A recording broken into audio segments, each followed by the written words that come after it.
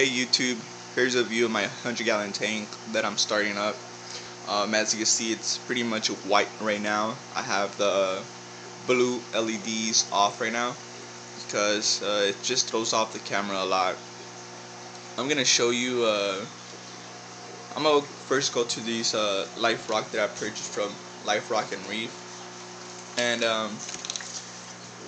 here's one of the rocks there. This one too, the one on the top, and the one in the back there. The one in the back pretty much is like a solid rock. It's kind of like a brick. This one here doesn't have any type of shape either. I wasn't able to incorporate that with the aquascape that I have here. It was just too hard. Here's another one there. And basically what I noticed about this Life Rock when I put it in my tank was that it came with some Aptasia. I believe that one has one there, and this one also. And also it came with some bubble algae, which was on this rock. It was just basically covered with bubble algae. So those are the things I was kind of trying to avoid, and it came with the Life Rock. Lucky me, I guess. But yeah, here's just a view of it. As you can see at the rock here, it's pretty much I don't have it stacked up to the top, and that was just basically because I was trying to leave it open in the back so I could let some water flow through there, as you can see.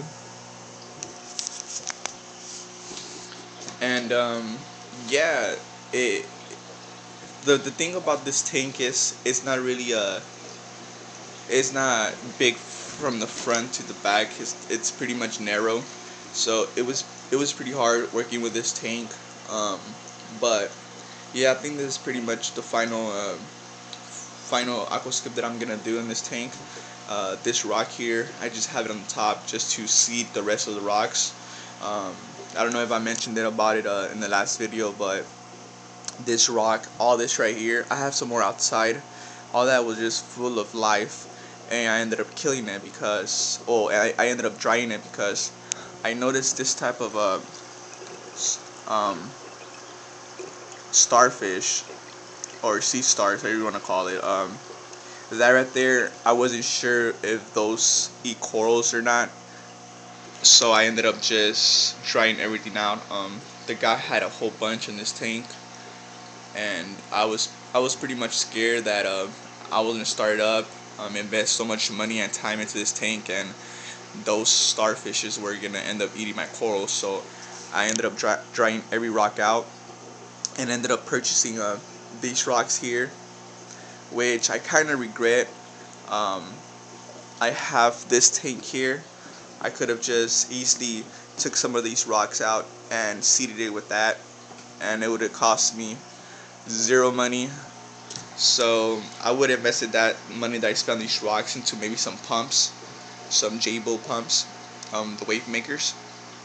So yeah, these lights, I actually forgot what these lights are called.